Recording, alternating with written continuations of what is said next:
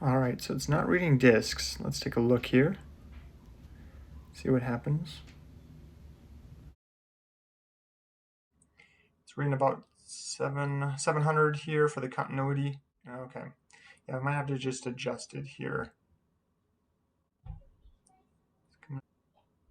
Oh, 688. All right, well, a little bit further here. Let's see.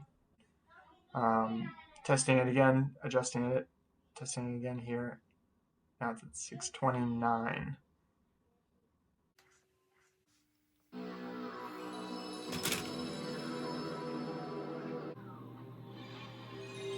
there we go. Now it's working. Okay.